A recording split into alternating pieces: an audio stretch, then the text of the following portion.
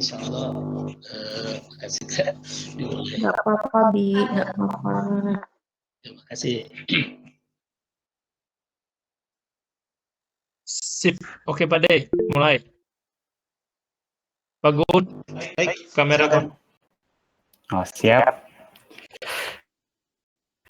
Baik, Bapak Ibu, acara akan kita mulai. Pertama-tama izinkan kami menyapa Bapak Ibu yang telah hadir dalam acara ini. Yang terhormat Ibu Kepala Sekolah SMA Negeri 2 Lembang, Ibu Lina SPDMT. Yang terhormat pemateri Bapak Dede Rohendi STHI dan para peserta yang kami banggakan. Assalamualaikum warahmatullahi wabarakatuh.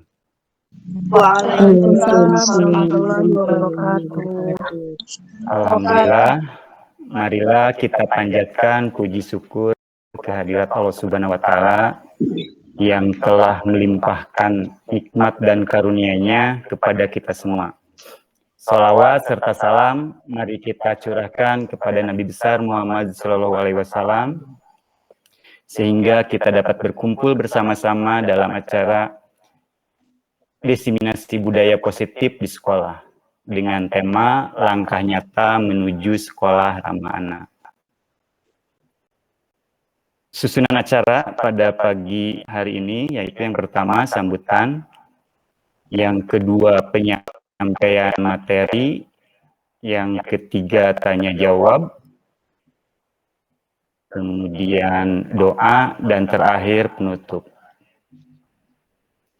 Baik, sambutan yang pertama yang akan disampaikan oleh Kepala Sekolah SMA Negeri 2 Lembang kepada Ibu Lina SPDMT, kami silahkan. Oke, bismillahirrahmanirrahim. Assalamualaikum warahmatullahi wabarakatuh. Waalaikumsalam warahmatullahi wabarakatuh. Assalamualaikum asrofil anbiya'i wal mursalin wa ala alihi wa sahbihi ajma'in. Ibu, Bapak, Guru ya, terutama penyaji ya, Pak Dede, anak-anakku semua yang sekarang ini, Ibu Bapak Guru juga yang selalu ikut ya, belajar untuk bisa mengikuti jejak teman-teman kita di SMA Negeri 2 Lembang untuk menjadi calon guru penggerak. Tetap semangat untuk bisa mengikuti kegiatan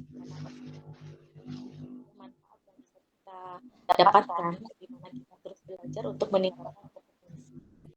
Karena kompetensi ini merupakan salah satu komponen Bapak yang kemarin diungkapkan oleh Gubernur Jawa Barat pada saat pelantikan kepala sekolah dan jabatan fungsional lainnya. Itu ada 3 ya. Ada 3 yang perlu kita kuatkan sebagai pegawai Pemprov Jawa Barat. Yang pertama yaitu integritas. Kita harus membudayakan sifat integritas yang baik untuk bisa menjadi sosok pegawai yang kejujuran tentu saja, terus tanggung jawab, loyalitas,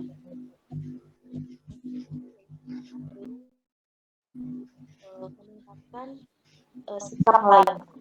Nah, sikap melayani inilah yang harus dimiliki oleh instansi-instansi yang berhubungan dengan pelayanan publik. Pelayanan publik salah satunya sekolah kita. Oleh karena itu, kegiatan ini merupakan salah satu kegiatan yang mengarah kepada peserta didik. Kita memberikan pelayanan terbaik buat anak-anak kita, salah satunya pelaksanaan sekolah ramah anak.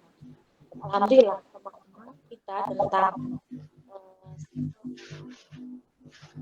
terus kita update kita mencapai konsep yang sesuai dengan ada yang menggema ya suaranya terdengar jelas tidak? Suaranya bergema, Sedikit terputus-putus gitu Bu. Oh gitu ya? Iya Bu. Harus setelah sampai ngomong soalnya kayak ada yang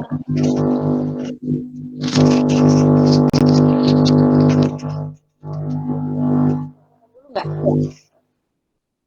Nah, kalau itu udah nggak dengung. Ada yang masih mengeho di belakang. Mic-nya bisa dimatiin semua nggak Pak Arif? Pak Gunawan. Bisa, Bu. Iya, nah gitu aja. Nanti saya dulu, nah jadi nggak ada yang menggema. Kita coba ya. Nah, ulangi lagi Bu Bapak, jadi ada 3 konsep yang perlu kita terus upgrade sebagai pegawai Pemprov Jawa Barat. Yang pertama yaitu sikap integritas, kedua sikap melayani, yang ketiga yaitu profesionalisme. Nah, profesionalisme salah satu yang kita lakukan untuk kegiatan kita meningkatkan kompetensi sebagai guru ya, sebagai tenaga pendidik dan kependidikan tentu saja, salah satunya dengan program CGP ini.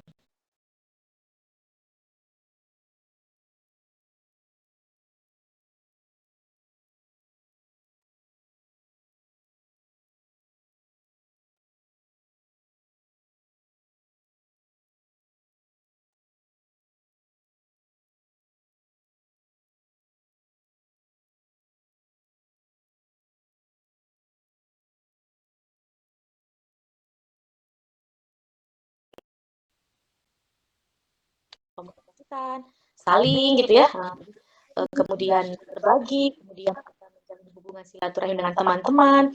Walaupun pasti teman-teman ini semuanya belum semua CGP kan, tetapi support. Nah itu wujud dari kita berempati, kita menghargai teman kita, kita saling menjagalah namanya silaturahim di antara kita.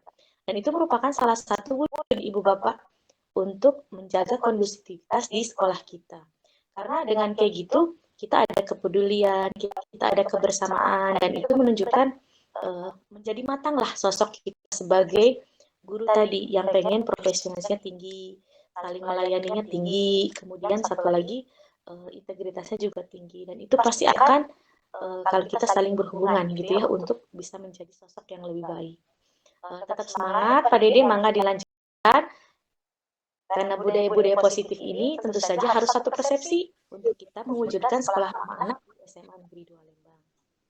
Terus aja beraktivitas, terus saja berjuang. Yang lain yang belum, ya, misalnya Pak Gunawan udah CGP belum? Belum ya? CGP calon baru ini Bu, baru tahap selanjutnya. Apa-apa. Pokoknya ikuti saja. Yang lain juga sama ya. Ada Ibu Mary ini di sini, terus ada Ibu Sopa juga tinggal melaksanakan ya. Kemudian siapa lagi nih? Pak Nurman mah baru PPG ya, nanti CGP menyusul. Terus ada Bu Rindrin, Bu Retno, Bu Ane, Bu Santi, Bu Siska, Bu siapa lagi nih? Bu Vina. Nah ini sosok-sosok guru-guru terbaik lah yang selalu empati, selalu peduli, dan mudah-mudahan ini bisa menggerakkan yang lain. Karena kalau calon guru penggerak kan Pak Dede tidak Pak Dede aja Pak Dede ya. Pak Dede harus menggerakkan yang lain. Pak Arif juga sama, Pak Arif juga harus menggerakkan yang lain. Bu Ani juga sama ya. Jadi teman-teman kita, pokoknya mah kalau misalnya ada respon yang tidak baik nih Pak Dede, jangan cepat menyerah gitu ya. Oh, berarti saya itu gimana cara mengajak teman-teman memberikan contoh yang baik. Nah, seperti itu. Jadi pasti ini merupakan guru-guru yang diberikan amanah ya oleh Kemendikbud tentu saja untuk tidak saja bergerak tetapi menggerakkan orang, salah satunya dengan kegiatan-kegiatan ini.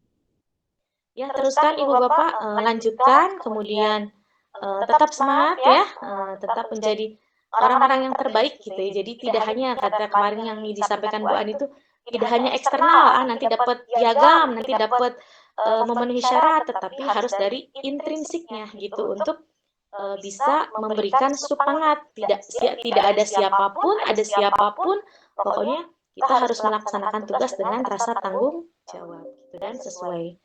Ya begitu saja. Terima kasih Bu Bapak semuanya. Tetap semangat. Dengarkan, pasti insya Allah ini banyak ilmu yang bermanfaat buat kita semuanya. Anak-anakku semua juga sama ya yang ikut kegiatan ini. Mudah-mudahan jadi sosok-sosok anak-anak yang hebat, yang soleh, soleha, yang kalau kita mah bisa menjadi contoh buat teman-teman di sekolah dan di masyarakat tentu saja. Terima kasih semuanya. Assalamualaikum warahmatullahi wabarakatuh. Waalaikumsalam warahmatullahi wabarakatuh.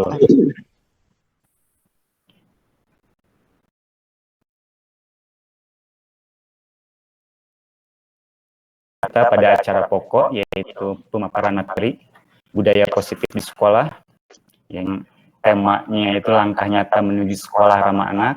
Kepada Pak Dede Rohendi, kami silahkan. Baik, terima kasih Pak Moderator Bapak Gunawan yang saya banggakan. Bismillahirrahmanirrahim.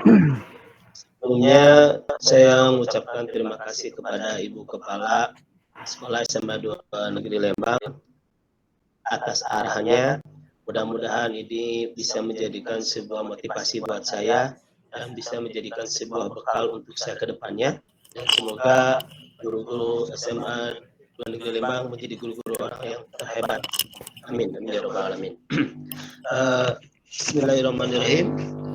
Assalamualaikum warahmatullahi wabarakatuh. Waalaikumsalam warahmatullahi wabarakatuh. Warahmatullahi wabarakatuh. Baik. Mohon perhatiannya sebentar. Suara saya kedengaran? Jelas, Dede. Alhamdulillah. Aman, Pak. Alhamdulillahirabbil alamin.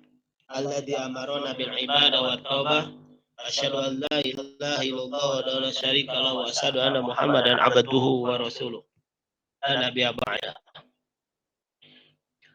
Bismillahirrahmanirrahim. Atiullaha wa rasul wa ulil amri minkum. Pertama-tama mari kita panjatkan puji syukur kehadirat Allah Subhanahu wa taala. Alhamdulillah pada pagi hari ini saya bisa berhadapan, bisa bermuajah lewat Google Meet dengan Bapak Ibu guru hebat dalam rangka yaitu penerapan budaya positif dan salawat serta salam kita limpahkan kepada junjungan Nabi besar Nabi Muhammad Sallallahu Alaihi Wasallam serta para keluarganya dan juga kita selaku pengikutnya, mudah-mudahan kita selalu senantiasa mengikuti ajarannya.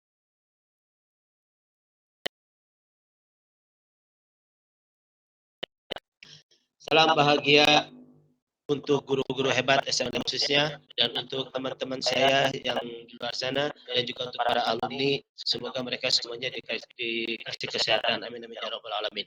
Baik, pada pagi hari ini saya pemati tentang budaya positif. Sebelumnya saya mohon izin untuk share materinya dulu.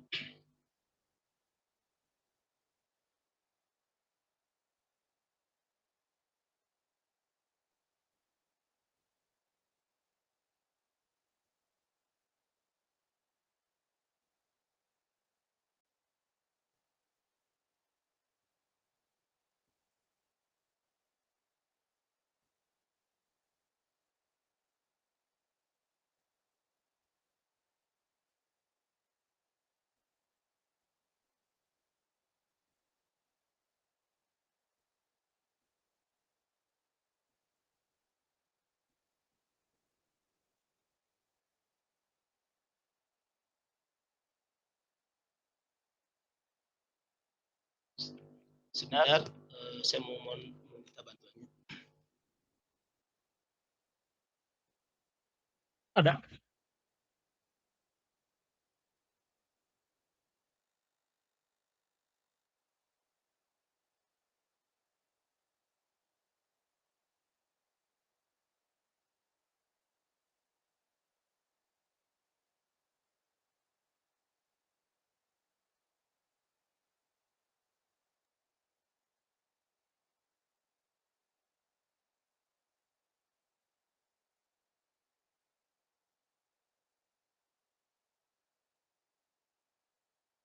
Baik, Bapak Ibu, bagaimana kelihatan? Sudah kelihatan? Jelas, Pak Dede. Baik, pada pagi hari ini insya Allah saya selaku pemateri akan menyampaikan yaitu tentang budaya positif di sekolah. Sebelumnya mohon izin saya memperkenalkan diri. Nama saya Dede Rohendi, saya sebagai calon guru penggerak angkatan ke-7 SMA 2 Negeri Lembang. Dan juga ini adalah merupakan berupa data 1.491.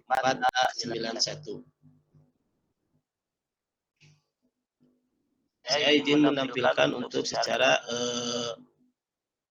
keseluruhan. Di bawah. Oh ya, boleh. Tampilkan, Pak De. Baik.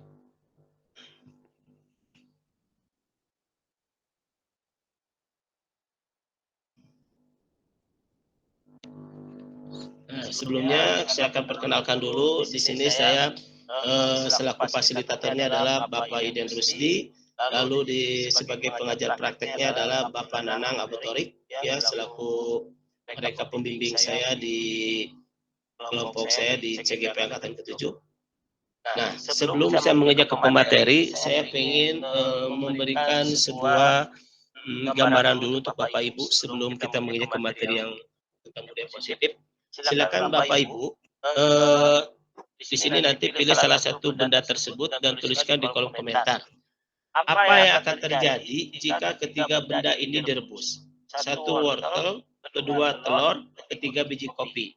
Silakan Bapak Ibu tuliskan di kolom komentar saja dengan menuliskan salah satu benda tersebut. Apakah wortel, apakah telur, atau biji kopi. Silakan.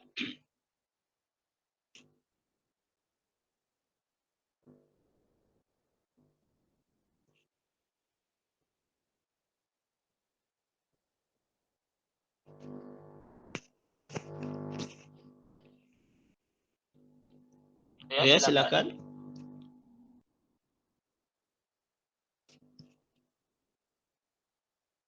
Selanjutnya. Baik.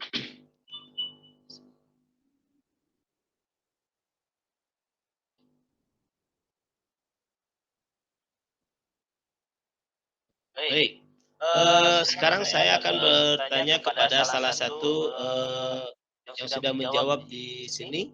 Di sini ada Susopa menjawab wortel, ada Pak Guna menjawab kopi, ada yang menjawab telur, ya. Ada yang menjawab ketiganya seperti wortel melunak, telur mengeras, biji kopi melunak. Baik, Bu Rindin juga telur. Adapun yang lalu ada Pak Nurman wortel hipu. Ya. Baik, sekarang saya mau minta pendapat dari Bapak Ibu yang di sini. Mungkin salah satunya adalah yang memilih telur, lalu ada yang memilih wortel, dan juga ada yang memilih biji kopi. Nah, pertama yang ingin saya minta penjelasannya sedikit saja, jika dikaitkan dengan budaya positif kita tentang disiplin, kira-kira ini menggambarkan tentang apa? Kenapa Bapak Ibu memilih benda tersebut? Ya, silakan kepada Ibu kita, yaitu Bu Sopa. Ibu menjawab wortel. Kenapa, Bu? Tolong dijelaskan sedikit saja, Bu, tidak usah panjang-panjang. Ya, siap Abi. Bismillahirrahmanirrahim. Kalau saya memilih wortel, karena kan tahu kan wortel itu apabila ya wortel itu kan sering dijadikan untuk sayur sop gitu kan, untuk makanan yang biasa. Kalau pengen dimakan biasalah untuk kesehatan pada mata kayak gitu kan. Jadi saya milih wortel karena apabila direbus itu dia yang tadinya sifatnya keras gitu ya, jadi matang gitu. Jadi matangnya itu ya tadi ada yang menyebutkan istilahnya melunak gitu. Kalau dikaitkan dengan budaya positif kita, mungkin dari yang awalnya itu kita belum mengetahui atau belum memahami tentang budaya positif gitu ya, tapi setelah kita mendapatkan ilmunya atau setelah direbus dan matang, akhirnya kita bisa memahami bahwa wortel itu kalau udah matang bisa dimakan, walaupun kenyataannya mungkin kalaupun mentah juga bisa dimakan gitu Abi. Ya intinya apabila kita mau memahami sesuatu berarti kita harus tahu dulu gitu ya, dan nanti diaplikasikan ke dalam kehidupan sehari-hari, yaitu contohnya bisa bersikap positif terhadap apapun. Kita harus selalu bisa berpikir positif gitu. Jadi segala sesuatunya itu kita jangan berburuk sangka dulu, tapi kita biasakan untuk berpikir positif, karena dengan berpikir positif kita nanti bisa merealisasikan aplikasi budaya positif itu dalam kehidupan sehari-hari. Contohnya kebiasaan-kebiasaan yang kita lakukan juga nanti akan bersifat positif gitu. Mungkin itu saja, Abi. Assalamualaikum warahmatullahi wabarakatuh. Bu Sopa, mohon maaf. Kalau seandainya dikaitkan dengan sedikit dengan budaya positif itu dengan peraturan, kira-kira pilihannya wortel juga, Bu? Kalau dikaitkan dengan peraturan mungkin bisa biji kopi juga, Abi, bisa biji kopi juga gitu. Karena yang tadinya sifatnya keras gitu ya, tapi setelah diberikan aturan diinformasikan mengenai aturan-aturan atau kebijakan-kebijakan yang ada kaitannya di sekolah, mungkin nanti bisa dengan proses, dengan berjalannya waktu juga bisa akan tidak keras lagi sifatnya. Artinya apa? Dia mau mentaati aturan-aturan yang ada di sekolah. Mungkin itu kali, Abi. Ya, terima kasih Bu atas penjelasannya. Kepada satu lagi kepada saudara Bapak, ini Bu Suci Rahayu, kenapa Ibu memilih telur, Bu? Bisa sedikit penjelasannya. Assalamualaikum warahmatullahi wabarakatuh. Waalaikumsalam warahmatullahi wabarakatuh. Ya, salam kenal semuanya. Saya dari MA Al Huda Ciwidey. Kebetulan saya teman-teman istrinya Bapak pemateri. Ya, kenapa saya memilih telur ya karena kalau dikaitkan dengan yang ini ya dengan materi ya kalau telur kan kebetulan ya saya ini anak suka telur, terus telur itu kan misalnya kita kalau mau melakukan sesuatu kan tidak serba instan ya, harus melakukan melakukan suatu proses gitu. Jadi kan kalau misalnya mau dimakan kan nggak langsung dimakan gitu kan, ada prosesnya dulu kan, harus direbus dulu atau mungkin dimasak dulu. Nah itu kan harus melalui proses untuk mencapai sesuatu. Mungkin itu saya memilih telur. Oke, jika dikaitkan dengan peraturan kira-kiranya seperti apa, Bu? Tentang kedisiplinannya. Apakah Ibu memilih telur juga? Kalau dari dikaitkan dengan peraturan, kalau telur ya kalau peraturan kan mungkin bisa, kalau menurut saya bisa berkembang sesuai dengan ini ya, sesuai dengan dikaitkan dengan peraturan sekolah misalnya ya. Dikaitkan dengan peraturan sekolah, peraturan itu kan mewadahi anak-anak supaya tidak supaya mereka berkembang sesuai peraturan sekolah gitu. Jadi tidak mereka tidak melakukan sesuatu hal-hal yang di luar dari apa yang ada di peraturan tersebut gitu. Baik, terima kasih Bu Suci. Oke, satu lagi kenapa memilih biji kopi? Silakan kepada Bapak Abdul Hamid Arif. Mohon maaf bantuannya.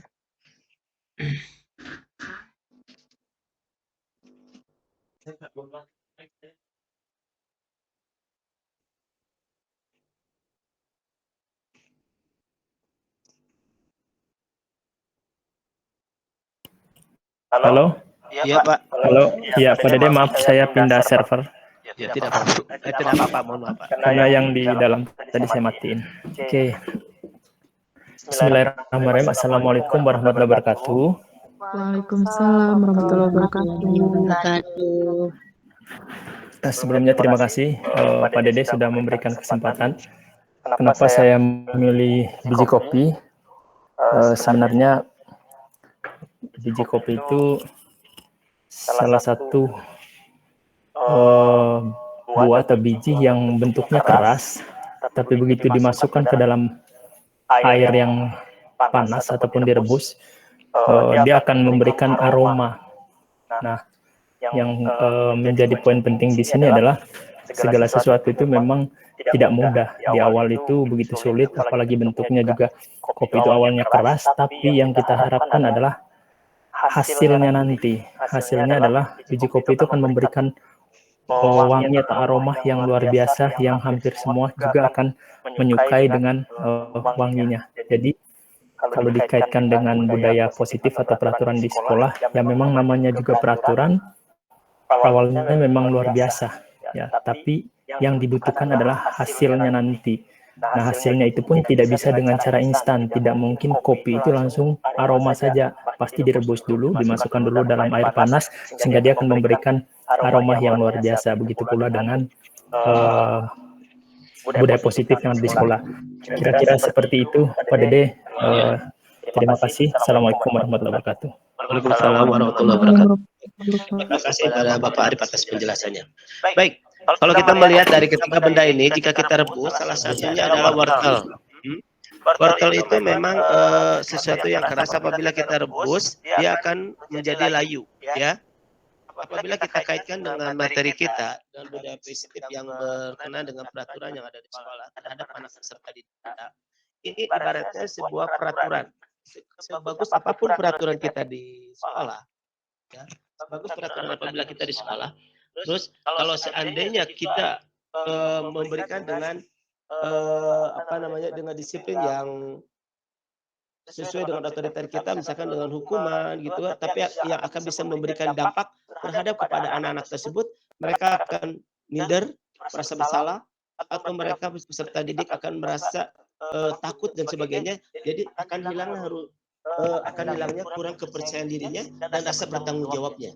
Itu wortel. Sementara untuk telur, betul, telur itu adalah lunak. Tapi apabila kita rebus, maka dia akan menjadikan sesuatu yang keras. Apabila kita punya peraturannya bagus, ya peraturannya bagus, tapi kitanya tidak ada aksi, seakan-akan ya sudah biarkan saja, biarkan saja. Nah akhirnya akan terciptalah karakter terhadap peserta didik tersebut, tidak akan timbulnya rasa kurang menghargai, menghormati terhadap guru-guru yang ada di sekolah kita. Jadi seperti itu. Jadi akan lembek gitu, ya. Jadi mereka akan rasa yang tadinya lunak, yang dikasih peraturan harus begini, tapi dari kitanya tidak ada tindakan, akhirnya si murid tadi akan muncul jadi keras gitu. Biarkan saja, tidak dibiarkan saja kata gitu, tidak ada tindakan. Jadi kita tidak menghargai, tidak dihormati seperti itu. Lalu bagaimana dengan biji kopi? Biji kopi itu betul awalnya itu adalah keras. Apabila kita rebus, maka dia akan mencair, lalu akan tertinggallah hampasnya, lalu yang tersisa adalah harumnya. Ya, biji kopi itu air itu tidak mengubah kopi, tapi melainkan kopilah yang mengubah air itu. Lalu di situ akanlah tercium aroma. Nah, di sini sebagus peraturan kita bagus, kita kuat punya peraturan, punya komitmen di sekolah ini peraturan. Apabila kita jaga dengan baik, kita menindak suatu terhadap anak-anak sesuai dengan peraturan. Nah, itu dengan sesuai dengan tindakan pada zaman sekarang, insya Allah. Jadi hasil dari apa yang sudah kita terapkan kepada peserta didik itu akan terdampak kepada peserta didik itu rasa kita itu menghargai, punya rasa percaya diri, tanggung jawab. Nah, seperti itu. Jadi lebih tepatnya ini adalah biji kopi. Kenapa? Karena kita harus bisa menciptakan terhadap kepada peserta didik itu bagaimana mereka mempunyai rasa tanggung jawab, percaya diri, dan guru-guru yang ada di sekolah di sekitar kita akan dihormati. Ya, baik. Untuk lebih jelasnya nanti kita akan melanjutkan ke materi selanjutnya. Baik. Selanjutnya adalah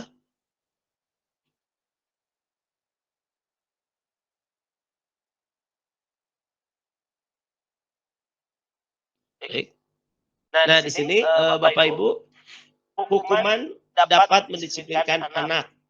Hukuman positif dapat meningkatkan kedisiplinan anak. Yang ketiga, pemberian hadiah dapat memotivasi anak. Mungkin ini adalah sesuatu yang memang sudah tidak asing lagi di sekolah kita. Hukuman, apakah hukuman dapat mendisiplinkan anak? Baik, silakan Bapak Ibu, saya minta kerjasamanya untuk dijawab di kolom komentar. Nomor 1 cukup dijawab dengan setuju atau bisa gitu. Nomor 2 juga sama, nomor 3 juga sama. Mohon kerjasamanya untuk menjawab. 1 misalkan bisa, 2 setuju misalkan, atau 3 juga setuju. Silakan untuk dijawab di kolom komentar.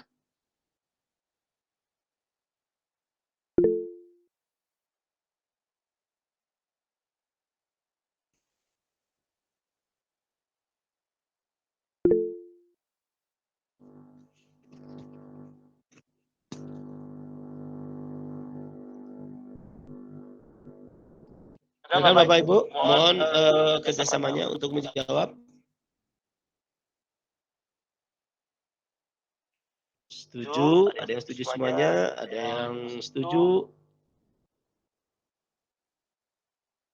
ada yang tidak setuju semuanya. Nomor 2 dan 3 setuju. Baik, cuma juga ada tidak setuju, setuju. Oke. Baik, Bapak Ibu yang saya banggakan, insya Allah dari jawaban semua jawaban dari pertanyaan ini, insya Allah kita akan dapatkan di materi ini. Ya, baik. Kita sebelumnya harus mengetahui dulu materi yang akan saya sampaikan pada pagi hari ini diantaranya adalah dari budaya positif adalah diantara disiplin positif dan nilai-nilai kebajikan universal. Yang kedua teori motivasi hukuman, penghargaan dan restitusi, keyakinan kelas. Yang keempat adalah 5 posisi kontrol dan yang kelima adalah segitiga restitusi. Insya Allah 1 jam ke depan kita akan membahas tentang budaya positif. Kenapa saya budaya positif ini? Saya melihat dari latar belakang masalahnya adalah peserta didik kurang menyukai dengan peraturan karena selama ini jika ada peserta didik yang melanggar peraturan atau disiplin akan mendapatkan hukuman dan cenderung akan mempermalukan akan diri. Ya. Baik. Inilah yang kita dapatkan dari sekolah kita. Ya. Lalu selanjutnya adapun tujuan asli nyata di sini adalah tujuannya untuk menciptakan peserta didik yang merdeka, disiplin, diri yang kuat. Lalu selanjutnya adalah menumbuhkan budaya positif di sekolah dengan meyakini nilai-nilai kebajikan. Lalu tolak ukur saya di sekolah ini terutama dalam membentuk keyakinan kelas melalui kegiatan kesepakatan kelas. Lalu peserta didik mampu menerapkan dan menjadikan keyakinan kelas apa yang telah disepakati atau apa yang telah dibuat. Lalu lini masa tindakan, langkah-langkah tindakan yang akan saya lakukan pertama tentu berkoordinasi dengan kepala sekolah. Lalu selanjutnya adalah berkoordinasi dan berkolaborasi dengan kelas, membuat keyakinan kelas. Lalu yang ketiga adalah memantau dan merefleksikan tentang keyakinan kelas yang dibuatnya atau teman sejawat untuk melakukan diseminasi pemahaman materi budaya positif. Dukungan yang dibutuhkan tentu di sekolah ini saya selaku pendidik, saya membutuhkan dukungan terutama dari kepala sekolah, rekan sejawat serta peserta didik. Dan yang kedua adalah sarana dan prasarana untuk meningkatkan budaya positif, lalu peran orang tua dalam melakukan budaya positif. Lalu kita harus mengetahui dulu budaya positif itu apa. Budaya positif di sekolah adalah merupakan nilai-nilai, keyakinan-keyakinan dan kebiasaan-kebiasaan di sekolah yang berpihak pada murid agar murid dapat berkembang menjadi pribadi yang kritis, penuh hormat dan bertanggung jawab. Sedangkan menurut Thiel dan Peterson, itu mendefinisikan budaya sekolah sebagai berbagi tradisi dan kebiasaan keseharian yang dibangun dalam jangka waktu yang lama oleh guru, murid, orang tua, dan staf administrasi yang bekerja sama dalam menghadapi berbagai krisis dan pencapaian. Lalu kita harus tahu apa sih makna budaya positif dan apa contoh penerapan positif yang telah kita terapkan. Menurut Ki Hajar Dewantara, kita selaku pendidik kita harus mengetahui bahwa peserta didik itu adalah anak bukan tabula rasa. Ya, tabula rasa ini adalah merujuk pada teori yang menyatakan bahwa anak-anak terlahir tanpa isi dengan kata lain itu adalah kosong. Memang yang perlu kita bekali, perlu kita isi. Ya, semua anak terlahir dengan bakatnya masing-masing. Lalu yang ketiga adalah budi pekerti. Lalu yang keempat adalah tugas guru menuntun bakat tersebut agar anak tumbuh dengan selamat dan bahagia. Guru ibarat petani, anak ibarat biji jagung. Lalu keenam kodrat alam dan kodrat zaman berpihak pada anak. Kalau kita lihat apa yang menurut pendidikan Ki Hajar Dewantara, memang betul ya bahwa anak ini kita selaku pendidik ini adalah merupakan sebuah guru yang profesional, tentu diarahkan untuk membimbing, menuntun dan mengarahkan peserta didik kita, anak-anak kita. Karena mereka pada dasarnya memang mereka seperti ibarat kertas kosong. Jadi kita selaku pendidik kita harus mengetahui tentang perkembangan anak zaman sekarang. Tentu ya bahwa anak zaman sekarang ini berbeda era zamannya dengan zaman kita waktu dulu ya. Kadang zaman dulu kita bisa masih dituntun menurut kepada guru, tapi zaman sekarang kita kan perkembangan anak-anak itu tentu berbeda pada zaman era yang dulu dengan zaman sekarang. Baik, nah disinilah sebagai pendidik kita dituntut kita harus belajar lagi ya, dan untuk bagaimana menjadi guru yang sebagai seorang pendidik yang bisa mengarahkan dan menuntun anak didik kita. Perubahan paradigma untuk membangun budaya positif sekolah perlu menyediakan lingkungan positif, aman dan nyaman agar murid-murid mampu berpikir, bertindak dan menciptakan dengan merdeka dan bertanggung jawab. Yang kedua, lazimnya disiplin dikaitkan dengan kontrol. Dalam hal ini kontrol guru menghadapi murid. Lalu perubahan paradigma teori kontrol. Berikut ini menurut paparan Dr. William Glasser dalam kontrol teori untuk meluruskan miskonsepsi tentang kontrol. Pertama adalah ilusi guru mengontrol murid. Yang kedua, ilusi bahwa kritik dan membuat orang merasa bersalah dapat memanfaatkan karakter. Yang ketiga, ilusi bahwa sebuah penguatan positif efektif dan bermanfaat. Ilusi bahwa orang-orang dewasa memiliki hak untuk memaksa. Lalu perubahan paradigma stimulus respon. Bisakah kita mengontrol seseorang? Nah, tentu, kalau kita melihat, saya ibaratkan, kalau kita membayangkan kita menggenggam sesuatu di tangan kita, misalkan ada benda, sesuatu yang benar-benar penting, lalu bagaimana ketika itu ada orang ingin merebut dari tangan genggam kita. Ya, ada yang mencoba untuk menarik, ada yang mencoba untuk melegitik, ada yang dengan situasi secara paksa. Nah, tentu di sini tetap kita sendiri yang bisa mengontrol ini. Ya, kita sendiri akan bisa mengontrol ini. Makanya ketika benda di sini bagaimana kita mengontrol apa yang sudah kita genggam ini. Ibaratnya seperti itu. Nah, stimulus respon.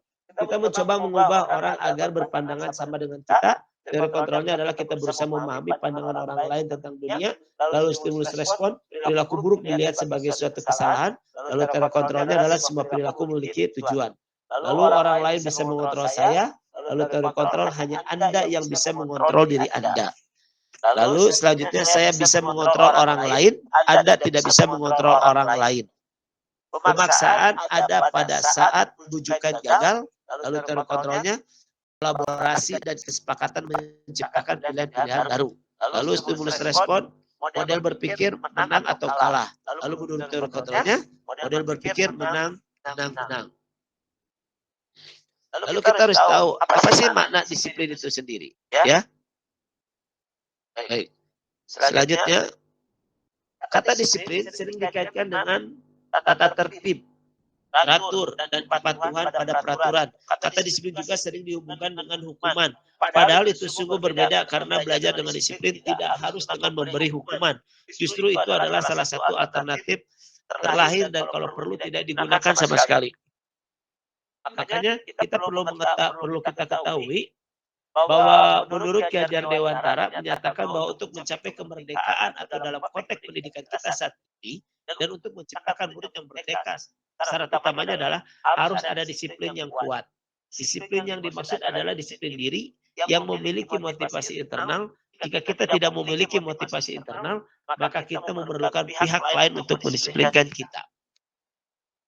Baik, lalu selanjutnya teori motivasi perilaku manusia. Motivasi eksternal itu adalah untuk menghindari ketidaknyamanan atau hukuman. Apa yang akan terjadi apabila saya tidak melakukannya. Lalu selanjutnya yang kedua, untuk mendapatkan imbalan dari orang lain atau institusi. Apa yang akan saya dapatkan apabila saya melakukannya. Ini adalah motivasi eksternal. Lalu untuk motivasi internal atau tujuan disiplin positif adalah untuk menghargai diri sendiri, menjadi insan sesuai harapan kita. Saya akan menjadi orang yang seperti apabila saya melakukannya. Nah, di sini ada beberapa bagian. Pertama adalah budaya positif, lingkungan positif, keyakinan kelas, dan peraturan kelas. Ya. Keyakinan kelas, hukuman, dan penghargaan. Mengapa tidak peraturan saja? Mengapa harus keyakinan kelas? Mengapa kita memiliki peraturan harus menggunakan helm bila mengendari kendaraan roda 2? Mengapa kita memiliki peraturan 3M, menggunakan masker, mencuci tangan, dan menjaga jarak 1,5 meter? Mengapa kita memiliki peraturan harus datang tepat waktu pada saat mengikuti pelatihan? Untuk mendukung motivasi intrinsik, kembali nilai-nilai atau keyakinan-keyakinan lebih menggerakkan seseorang dibandingkan mengikuti serangkaian peraturan-peraturan. Adapun keyakinan kelas, ini sangat penting yang khususnya adalah untuk pendidik ya, untuk seorang guru harus bisa membuat keyakinan kelas ya. Keyakinan kelas adalah nilai-nilai kebajikan atau prinsip-prinsip universal yang disepakati bersama secara universal, lepas dari latar belakang, suku, negara, bahasa, maupun agama. Menurut Gosel tahun 98, suatu keyakinan akan lebih memotivasi seseorang dari dalam intrinsik. Seseorang akan lebih bersemangat untuk menjalankan keyakinannya daripada hanya sekedar mengikuti serangkaian peraturan. Lalu pembentukan keyakinan kelas bersifat abstrak daripada peraturan yang lebih rinci dan konkret. Lalu keyakinan kelas berupa pernyataan-pernyataan yang universal, pernyataan keyakinan kelas senantiasa dibuat dalam bentuk positif, lalu keyakinan kelas hendaknya tidak terlalu banyak, sehingga mudah diingat dan dipahami. Semua warga kelas sebaiknya ikut berkontribusi dalam membuat kegiatan kelas lewat surah pendapat. Lalu yang terakhir, bersedia meninjau kembali keyakinan kelas dari waktu ke waktu. Peraturan. Selalu kembalikan buku ke tempatnya. Lalu keyakinan kelas atau nilai kebajikan yang dituju adalah mempunyai rasa tanggung jawab. Lalu yang kedua selanjutnya, dilarang mengganggu orang lain. Keyakinan kelasnya adalah menghormati orang lain dan diri sendiri. Lalu peraturan hadir di sekolah 15 menit sebelum pembelajaran dimulai adalah dalam merupakan keyakinan kelasnya adalah menghormati orang lain, komitmen pada tujuan, ya. Lalu dilarang melakukan kekerasan. Lalu keyakinan kelasnya keselamatan, menghormati orang lain. Lalu peraturan dilarang menggunakan narkoba. Keyakinan kelasnya adalah untuk kesehatan. Lalu peraturan bergantian atau menunggu giliran, menghormati orang lain, kesabaran, menggunakan masker, kesehatan, keselamatan. Ini adalah keyakinan kelasnya. Adapun peraturannya, jangan berlari di kelas atau koridor. Lalu untuk keyakinan kelasnya, nilai kebajikan yang dituju adalah keselamatan dan keamanan. Lalu keyakinan sekolah. Keyakinan sekolah di sini ada disiplin, harus religius, peduli lingkungan, dan toleransi. Disiplin diantaranya adalah datang tepat waktu di sekolah, mengerjakan tugas tepat waktu, mengikuti kegiatan upacara, jika tidak ada halangan, memakai seragam sesuai jadwal, menggunakan kata-kata yang sopan.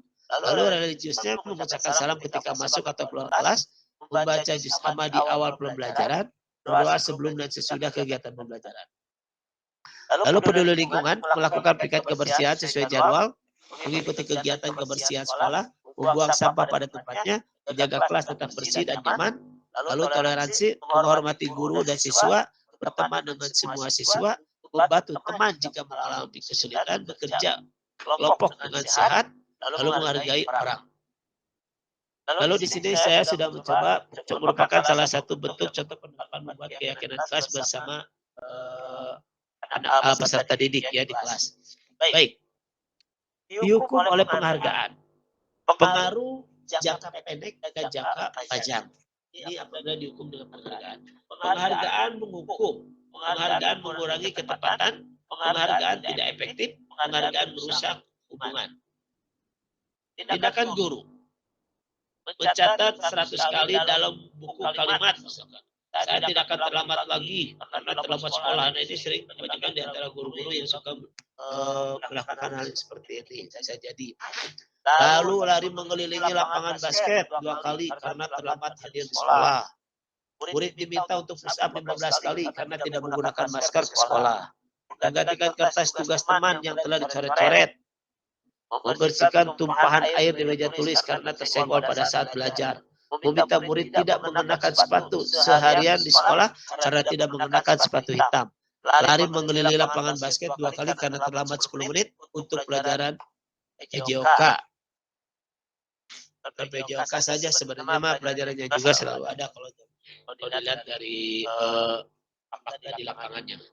Baik, lalu tindakan guru bagaimana? Ya? Apakah kalau kita lihat mencatat 100 kali dalam buku kalimat, saya tidak akan terlambat lagi karena terlambat di sekolah, ini adalah merupakan sebuah hukuman. Ya, dari mulai lapangan ini adalah merupakan sebuah hukuman. Murid diminta untuk push up 15 kali, itu juga merupakan sebuah hukuman. Menggantikan kertas tugas yang telah dicoret-coret itu adalah merupakan sebuah konsekuensi. Ya, lalu contoh konsekuensi yang lainnya membersihkan tumpahan air di meja tulis karena tersenggol pada saat belajar. Murid disuruh untuk mengenakan sepatu seharian di sekolah karena tidak menggunakan sepatu hitam. Lari mengelilingi lapangan basket 2 kali karena terlambat 10 menit untuk pelajaran PJOK atau mata pelajaran yang lainnya. Karena tidak dikhususkan untuk PJOK juga. Lalu perbedaan hukuman dan konsekuensi. Kita harus mengetahui untuk pada zaman sekarang ini kita harus mengetahui, kita harus bisa membedakan antara hukuman dan konsekuensi. Hukuman itu adalah sesuatu yang menyakitkan harus terjadi, sementara konsekuensinya adalah sesuatu yang harus terjadi. Sementara yang selanjutnya membuat anak sakit fisik maupun hati untuk jangka waktu yang lama. Konsekuensinya membuat anak merasa tidak nyaman dalam jangka yang waktu pendek. Lalu hukuman, anak membenci kedisiplinan. Lalu konsekuensi, anak menghargai disiplin. Lalu hukuman paksaan. Lalu bagaimana konsekuensi, stimulus atau tanggapan. Lalu hukumannya mendorong anak menyakiti diri sendiri. Lalu konsekuensinya mendorong anak agar mudah menyelesaikan diri. Lalu hukuman konsep diri yang buruk dijadikan sebuah konsekuensi konsep diri yang baik. Lalu hukuman anak belajar untuk menyembunyikan kesalahan. Lalu konsekuensinya anak belajar untuk mematuhi peraturan. Lalu hukuman marah, rasa bersalah, dipermalukan, merasa tak dihargai. Lalu bagaimana konsekuensinya? Konsekuensinya adalah kehilangan hak, dibuat tidak nyaman, diasingkan untuk sementara. Lalu kebutuhan dasar manusia. Di sini ada belong, power, fun, freedom. Ya.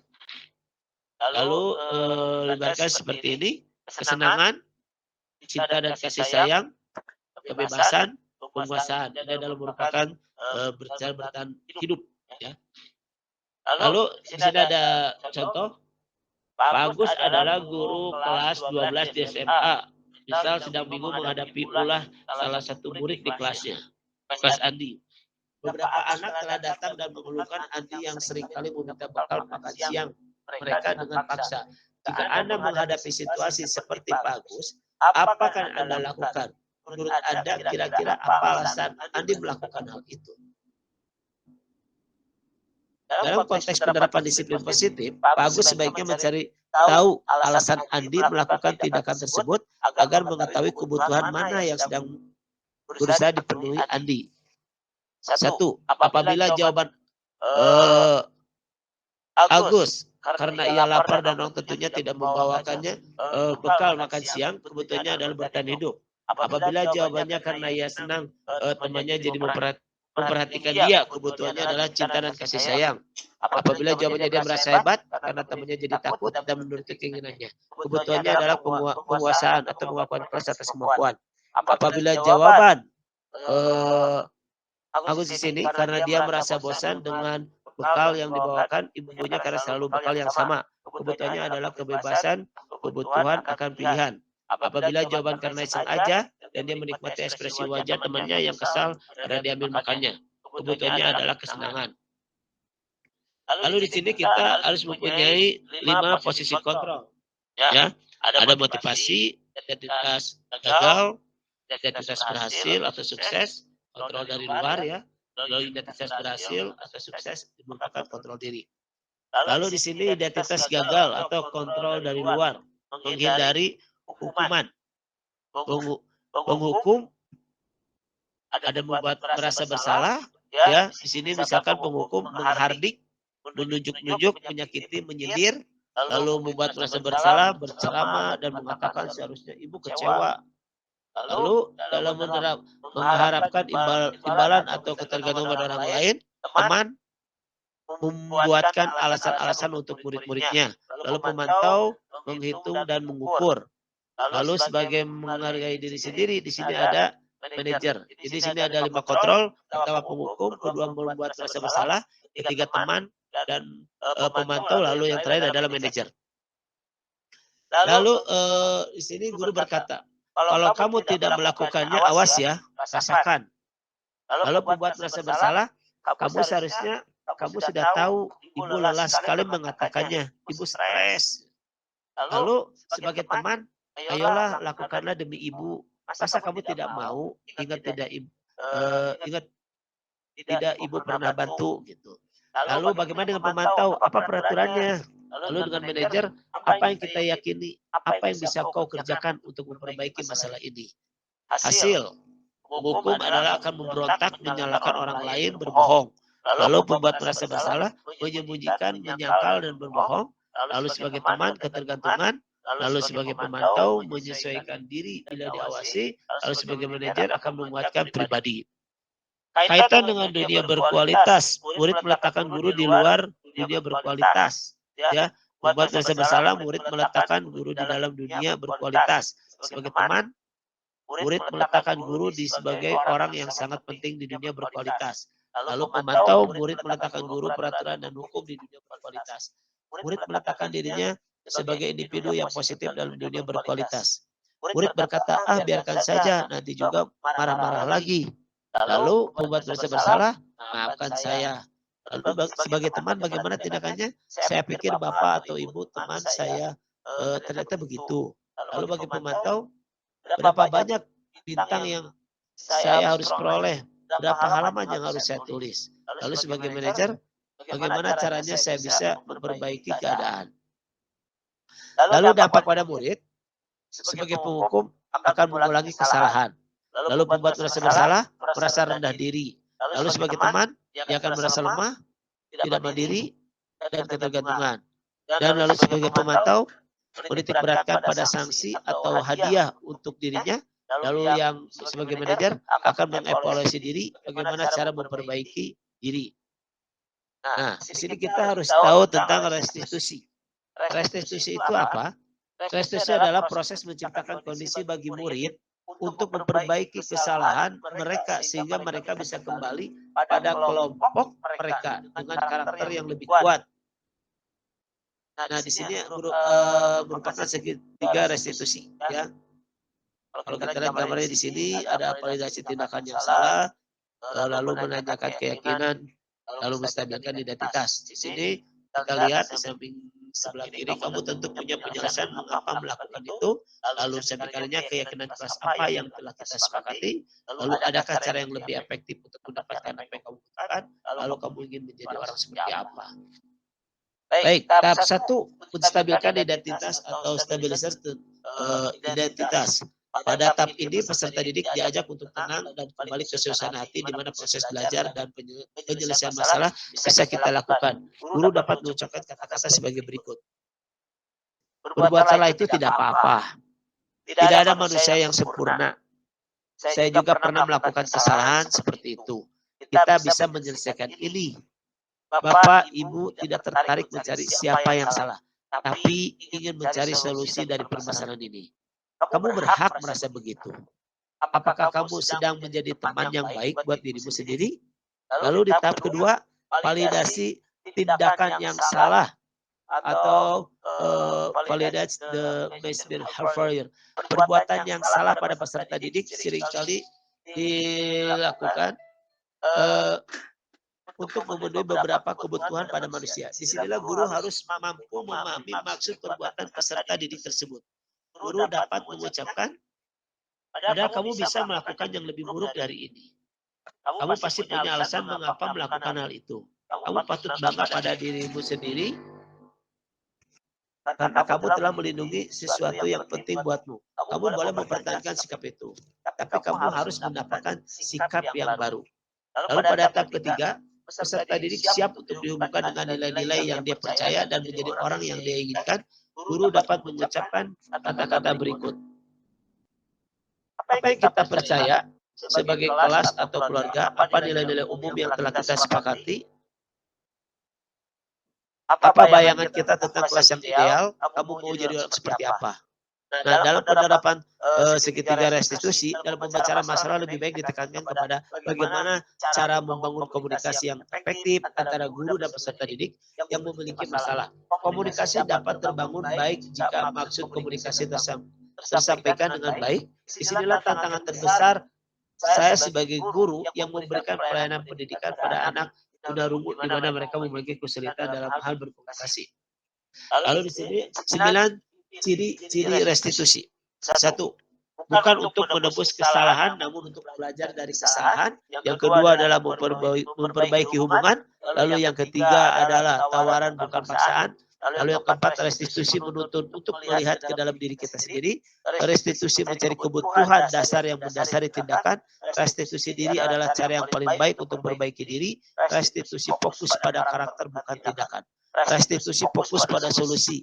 Restitusi mengembalikan murid yang berbuat salah pada kelompoknya.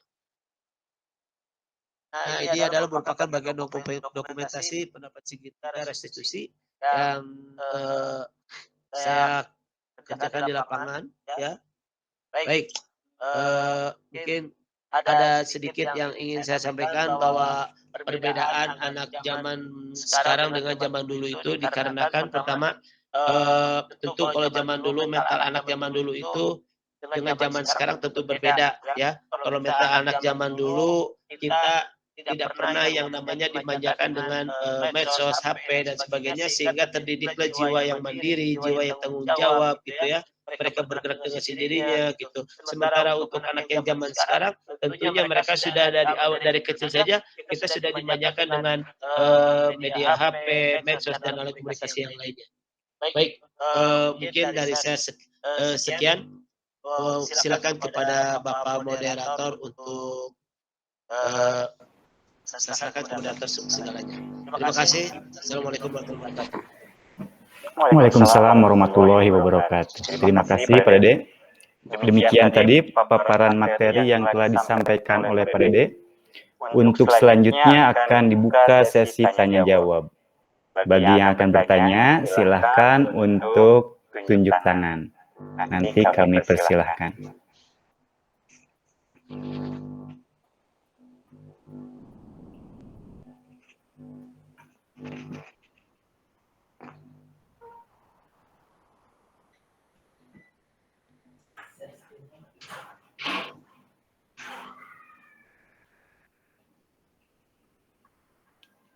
Atau pertanyaannya bisa di kolom chat ya.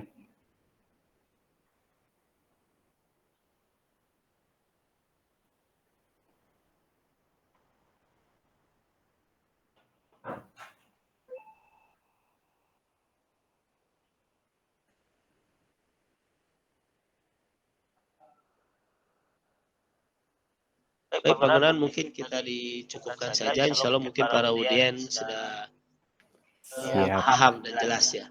Siap Pak Dede. Karena tidak ada pertanyaan, kita masuk ke refleksi. Mohon Bapak Ibu untuk menjawab pertanyaan refleksi. Nah, yang pertama, pertanyaannya adalah perasaan Bapak Ibu setelah mendapatkan materi budaya positif.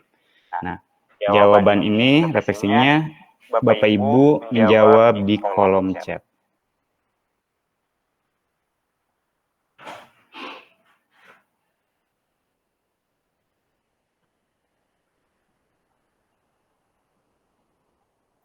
Ini perasaan Bapak Ibu setelah mendapatkan materi budaya positif.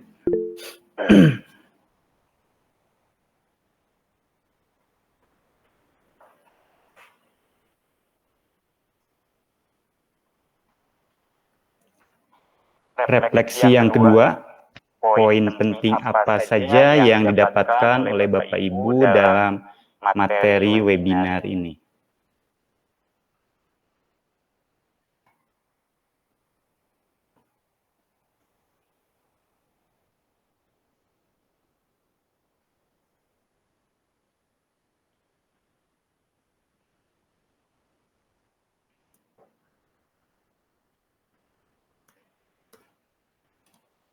Refleksi yang kedua, tadi, poin penting apa saja yang didapatkan oleh Bapak Ibu dalam materi webinar ini?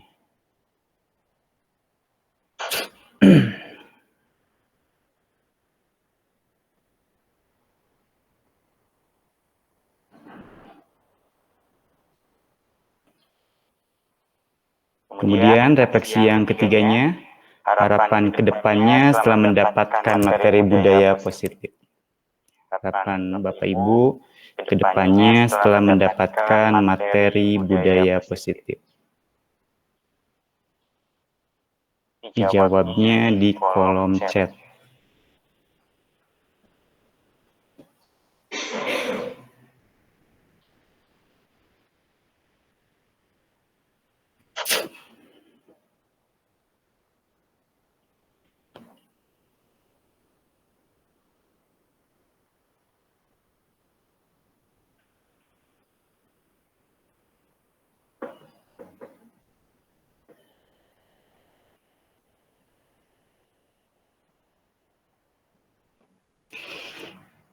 Ya, Bapak Ibu, demikian kesimpulan materi pada hari ini adalah yang pertama, budaya positif di sekolah ialah nilai-nilai, keyakinan-keyakinan, dan kebiasaan-kebiasaan di sekolah yang berpihak pada murid agar murid dapat berkembang menjadi pribadi yang kritis. Kemudian, kesimpulan yang keduanya, penerapan segitiga restitusi dalam pemecahan masalah lebih ditekankan pada cara membangun komunikasi yang efektif antara guru dan peserta didik yang memiliki masalah.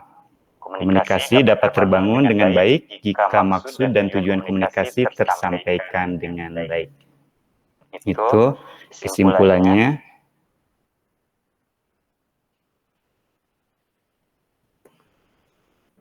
Alhamdulillahirrabbilalamin.